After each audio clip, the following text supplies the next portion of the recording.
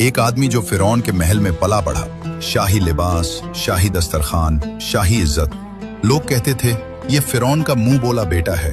मगर एक दिन सब कुछ उलट गया। मिस्र की गलियों में एक कप्ती एक इसराइली पर जुल्म कर रहा था। हजरत मूसा अलैहिस्सलाम से यह बर्दाश्त न हुआ। उनका हाथ उठा, एक मुका लगा और वो कप्ती मर गया। ये इरादा नहीं था मगर हो गया था। खबर महल तक पहुंची। फिरौन ने हुक्म सुना दिया, सजाए मौत। वही महल जहां उनकी परवरिश हुई थी आज उनका दुश्मन बन गया। हजरत मूसा अलैहिस्सलाम के पास एक ही रास्ता था, भाग जाओ अभी और फौरन। वीरान सहरा, जलती रेत, कोई साया नहीं, कोई साथी नहीं, कोई ज़ादे राह नहीं। वो शख्स जो कल तक महल की नेमतों में था आज अकेला खौफजदा सहरा में भाग रहा था। मगर अल्लाह का इरादा कुछ और था, हमेशा से कुछ और था। अल्लाह ने उन्हें मदीन की राह दिखाई। मदीन मिस्र के मशरिक में सैकड़ों मील दूर एक आबाद इलाका, आज के सऊदी अरब और उर्दन की सरहद के करीब। वहां एक नबी रहते थे, हजरत शुएब अलैहिस्सलाम। मगर हजरत मूसा अलैहिस्सलाम को यह मालूम नहीं था। वो बस चल रहे थे, थके हुए, भूखे, अकेले, मगर अल्लाह के साए में। कई दिनों की पैदल मसाफत के बाद एक कुआं नजर आया। कुएं के पास हुजूम था। चरवाहे अपने मवेशियों को पानी पिला रहे थे। शोर था, धक्कम पील थी, हर कोई आगे बढ़ने की कोशिश में था। हजरत मूसा अलैहिस्सलाम ने एक तरफ नजर डाली। दो नौजवान लड़कियां कुछ फासले पर खड़ी थीं। उनके साथ भी रीवर था, मगर वो आगे नहीं बढ़ रही थीं। आपने पूछा, तुम्हारी क्या मुश्किल है? लड़कियों ने शर्म के साथ जवाब दिया, हम अपने बूढ़े बाप के लिए पानी भरने आती हैं, मगर ये मर्द हमें आगे नहीं आने देते। जब तक ये सब चले ना जाएं, हम यहाँ इंतजार करती हैं। ये सुनकर हजरत मूसा अलैहिस्सलाम का दिल भर आया। वो खुद थके हुए थे मगर उठ खड़े हुए। वो खुद भूखे थे मगर पहले दूसरों की मदद की। वो कुएं की तरफ बढ़े। कुएं के मुंह पर एक बड़ा भारी पत्थर रखा था। मुफस्सिरीन लिखते हैं कि उसे आम तौर पर कई ताकतवर मर्द मिलकर हटाते थे। हजरत मूसा अलैहिस्सलाम ने अकेले उठाया और एक तरफ रख दिया। फिर उन लड़कियों के तमाम जानवरों को पानी पिलाया, एक एक करके, अकेले, बगैर किसी मदद के। जानवर सैराब हुए, काम मुकम्मल हुआ। लड़कियां हैरान खड़ी रहीं, ये अजनबी कौन है? इतनी ताकत कहां से आई? इसके बाद हजरत मूसा अलैहिस्सलाम एक दरख्त के साए में बैठ गए, थके हुए बदन के साथ, एक थकी हुई रूह के साथ, और अल्लाह के सामने दिल खोल दिया। ऐ मेरे रब, तू जो भलाई भी मुझ पर नाजिल करे, मैं उसका मोहताज हूं। ये दुआ बहुत छोटी थी मगर उसमें पूरी जिंदगी का बोझ था। न कोई लंबी फहरिस्त, न कोई शिकायत, बस एक सच्चा बंदा और उसका सच्चा रब। उधर लड़कियां मामूल से जल्दी घर पहुंच गईं। उनके वालिद हजरत शुएब अलैहिस्सलाम ने हैरत से पूछा, आज इतनी जल्दी कैसे आ गईं? उन्होंने सारा वाकया सुनाया। इस अजनबी की मदद, इसकी गैर मामूली ताकत, इसका हुस्न अखलाक। हजरत शुएब अलैहिस्सलाम ने फौरन कहा, जाओ इसे यहां बुलाओ। एक बेटी शर्माते हुए वापस गई।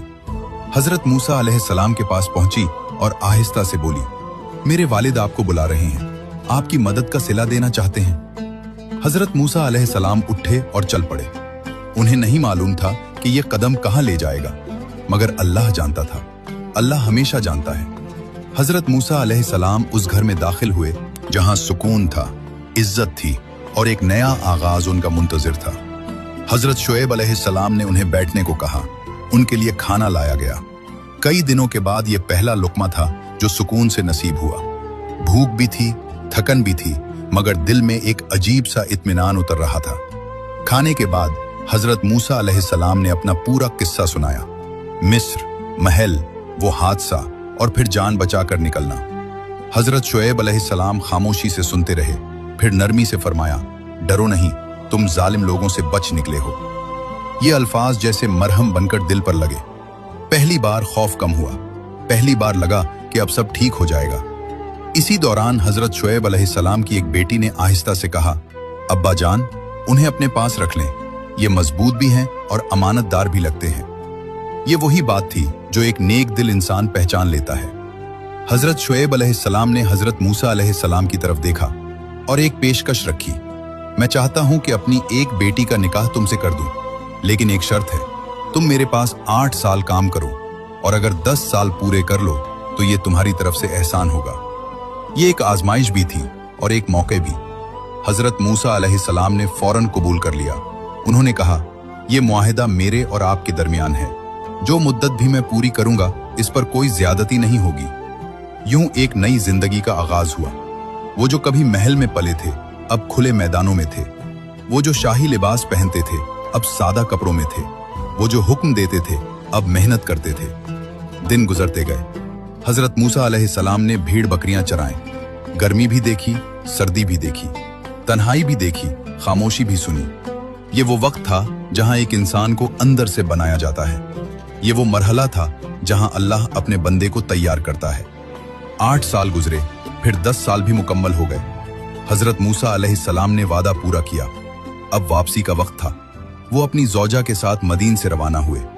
रास्ता लंबा था, रात तारीक थी और सहरा खामोश था। इसी सफर के दौरान एक अजीब मंजर सामने आया। दूर एक पहाड़ की समत आग जलती नजर आई। हजरत मूसा अलैहिस्सलाम ने अपनी ज़ौजा से कहा, तुम यहीं ठहरो, मैं इस आग के पास जाता हूं। शायद वहां से कोई खबर ले आऊं या आग ले आऊं ताकि हम गर्म हो सकें।